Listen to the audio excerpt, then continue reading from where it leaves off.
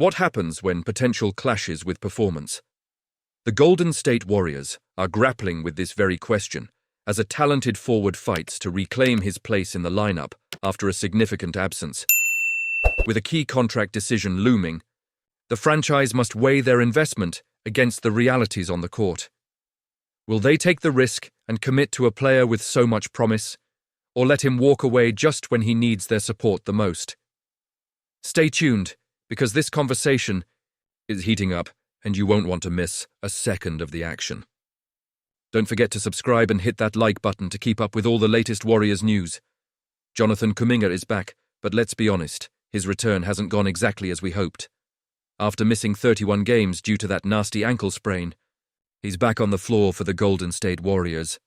Yet the numbers tell a story that isn't exactly uplifting. Averaging 14.0 points in 23.4 minutes over 7 games with a field goal percentage of just 42.3% and a jaw-dropping 17.6% from beyond the arc, it's safe to say he's still finding his footing. More alarmingly, the team is 40 in Kuminga's minutes since he came back. No other player on the roster has fared worse. That's not just a statistic. It's a glaring red flag. What makes the situation even more complex is the looming question of Kuminga's future with the team. He's always been a polarizing figure among the fan base, balancing the promise of his potential with the reality of his current performance. This isn't just about a few games, it's about a critical juncture in his career. The Warriors opted not to extend his contract before the season, leaving him as a restricted free agent. That means he could command a hefty price tag, reportedly around 4 years and $100 million if another team decides to make a move. That's a significant investment for a player who's still trying to find his rhythm in a new role, especially with the added presence of Jimmy Butler shaking things up. Now think about it. The Warriors just locked in Moses Moody for 3 years at $37.5 million. An incredibly team-friendly deal as he's cementing himself as a starter. Meanwhile, Kuminga's price tag is likely to be a hard pill for the franchise to swallow, especially when you factor in the contracts of veterans like Stephen Curry and Draymond Green.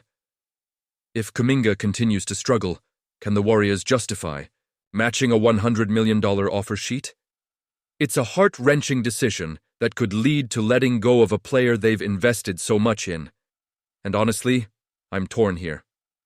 Kuminga has shown flashes of brilliance throughout his career. He was the 7th overall pick for a reason, and the franchise has turned down multiple trade opportunities to hold on to him, believing in his potential. But if the performance we've seen lately is the new normal, it's hard to see them tying up that kind of money when they already have significant commitments to their core players. The stakes are high, and the clock is ticking. As fans, we need to watch closely how this season unfolds. The Warriors' performance in the playoffs could drastically influence their decision on Kuminga. If he can turn things around, if he can find his shot and contribute positively, maybe the front office feels more inclined to invest.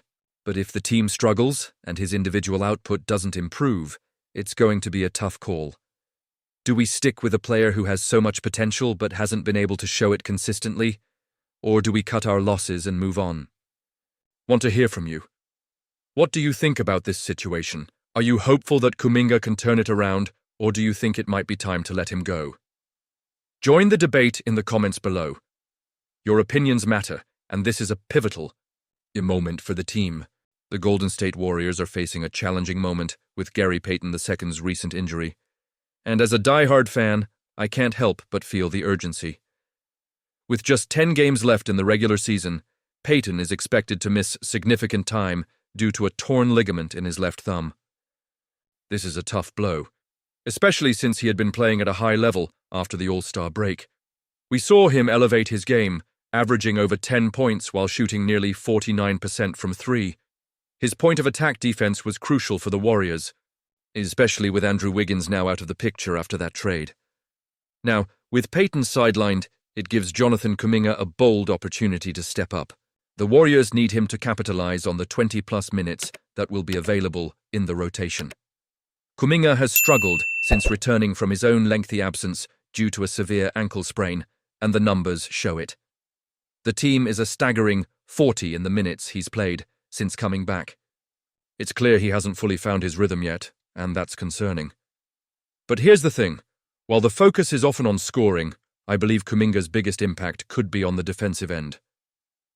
Payton's injury leaves a gaping hole in perimeter defense, and Kuminga might just be the best candidate to fill that role. He's always been a strong individual defender, thriving in one-on-one matchups. If Steve Kerr can harness that defensive potential and use him as an on-ball defender, we could see a different Kuminga emerge. Kerr mentioned in practice that this is an opportunity for Kuminga to step into the role that Payton held as a defensive stopper. This is not without its risks, of course. Kuminga still has to find his footing offensively, and the Warriors are counting on him to be more than just a defensive presence. But imagine if he can channel his athleticism and length into being a disruptive force on defense. Perhaps this is the spark he needs to feel re-engaged, regain his confidence, and show the Warriors why they drafted him 7th overall. From Kuminga's perspective, this is also a crucial moment for his future. As a restricted free agent this summer, he's looking at a potential $100 million contract. If he can prove he can step up defensively and contribute positively to the team, it could change everything for him financially and career-wise. As a fan, I find myself torn about this situation. On one hand, I recognize the urgency and the need for Kuminga to step up. But on the other, I worry about the pressure that comes with these expectations. Do you think this was the best decision? Honestly, I'm torn. It's a risky move that could either pay off big time or backfire. And let's not forget, this situation could impact the team's chances as they push for a playoff spot. The Warriors need to find a way to defend better, especially after that blowout loss to the Heat, where they allowed Miami to shoot an astonishing 68% from 3. As they navigate these final games, it's critical they not only find a way to fill the void left by Payton, but also build momentum heading into the postseason. So, Warriors fans, what do you think? How do you feel about Kuminga stepping up in this crucial moment? I want to hear your thoughts down below. Do you believe he can rise to the occasion, or do you think this could be too much pressure too soon? This is a pivotal time for the Warriors, and every win counts. If you're as passionate about the team as I am, don't forget to hit that like button, share this video, and subscribe to the channel to stay updated on all the latest news and analysis. And remember to activate that notification bell to get all the latest updates. Let's keep the conversation going and support our Warriors as they fight for their playoff dreams.